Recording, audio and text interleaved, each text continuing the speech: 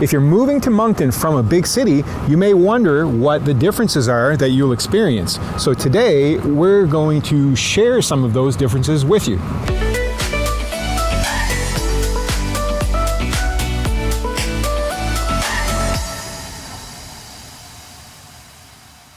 We are Denise and Marc, a husband and wife real estate team right here in Moncton, New Brunswick. And today we're talking about the differences between living in a mid-sized city like Moncton versus a big city like Toronto or Vancouver. Let's start with the heart of any city, its community. In big cities, while there's a certain charm in the diversity and the constant buzz, it's easy to get lost in the crowd. Big cities can sometimes feel more anonymous and you may feel like you're always on the go. But in Moncton, the pace is much slower, and there's also some closeness that is to it. You get to know your neighbors, your favorite local spots, and there can be a real sense of community. Moncton is known for its quality of life and community that is welcoming and friendly. Compared to bigger cities like Toronto with a population of around 2.7 million, Calgary that's a little over 1 million, or Vancouver that's around 660,000, you'll notice a difference in the amount of people around. Greater Moncton has a population of around 170,000 people, so the population here is not nearly as dense as some of the major cities. What that translates to is less traffic, less crowded public spaces, and an overall ease of getting around. Although it's funny, Moncton has been among the fastest growing cities population-wise in the last few years. So for those of us who have seen that growth, we see the opposite. It feels like so many more people, but that's not a negative thing at all. It adds to the vibrance of the city, and that's a good thing. In general, one of the perks of residing in a mid-sized city is the affordability. From housing to everyday expenses, the cost of living is more manageable. In some ways, Moncton does fall into that category, and in others, not so much. If we look at housing, coming from another province, the price of houses here will probably seem pretty attractive because they're still among the cheapest in the country.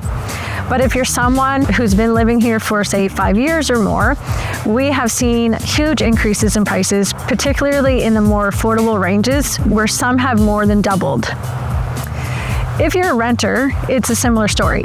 Rents have skyrocketed in recent years, I guess in part to investors paying more for properties and the higher expenses they're paying to run them.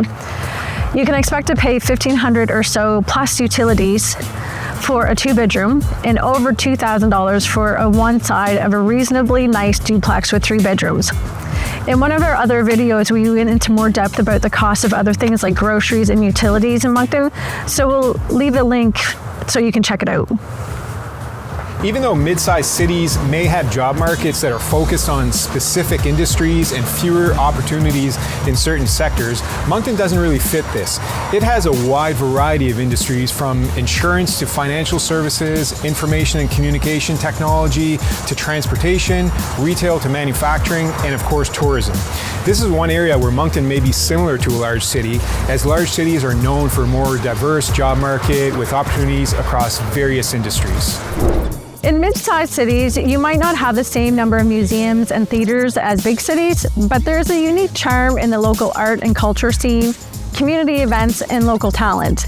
Moncton has a growing and diverse art and culture community, galleries and museums, performing arts, a lively music scene, various festivals throughout the year, and public and street art. So it may not be on the same level as a large city, but Moncton does have a vibrant culture and entertainment scene. Now let's talk about everyone's favorite topic, traffic. In larger cities, finding a parking spot is like winning the lottery, and it means endless hours of being stuck in traffic. Living in Moncton, you can say goodbye to those endless hours stuck in traffic. You may actually even enjoy your commute to work by spending less time navigating through congested streets. We often joke here with each other that it only takes about 20 minutes to get from one end of Greater Moncton to the other. The other difference is that you'll find is that our public transportation is not as complex and extensive as larger cities. However, this does result in less services, and you have to plan accordingly to get to your destination.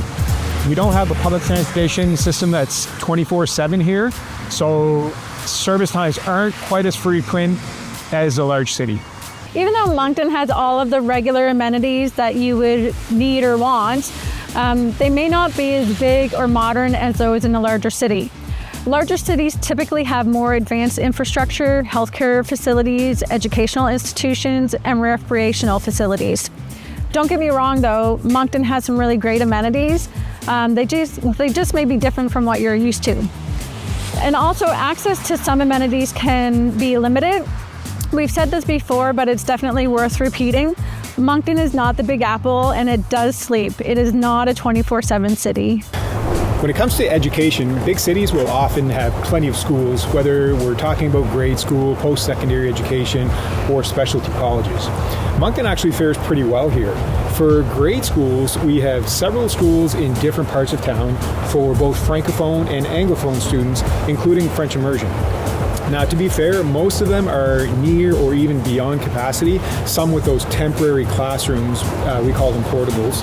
But a brand new school just opened this past fall in the east end of Moncton, and another is scheduled to open this upcoming fall in the west end. We also have 4 Anglophone high schools and 2 Francophone high schools. We're also lucky to have several post-secondary schools in the Greater Moncton area. Université de Moncton and Crandall University are 2 universities where you can complete your undergrad studies and even certain master's programs. We have 2 community colleges, one in Moncton and one in Dieppe, and we have several private colleges as well, offering all types of curriculums from arts to healthcare or even technology, just to name a few. Within a 30-minute drive, you can also get to the highly regarded Mount Allison University in Sackville. For all of you nature lovers out there, this one's for you. Big cities tend to have their green spaces, but the sheer size and population density sometimes makes it challenging to find that peaceful retreat. In Moncton and the surrounding areas, you can find many nature parks right in the city, like Centennial, Mapleton, or even Irishtown Nature Park. If you like the water, a short 20-minute drive east will take you to Shediac and the beaches. Or within an hour, you can be at Hopewell Rocks in Hopewell Cape or in Alma, spending time at Fundy National Park, where there's tons to do like hiking, kayaking, golfing, and so much more. So to wrap it up, I think it's safe to say that if you're moving to Moncton from a bigger city, you can expect some of the same, but just on a smaller scale, at a slower pace, and with less traffic. That's right. So it was just a quick one today, but hopefully you still found it helpful. If you're looking to buy or sell in the Greater Moncton area and you'd like to partner up with us to start your real estate journey, we'll leave our contact info below so you can get in touch. Thanks for watching and see you next time.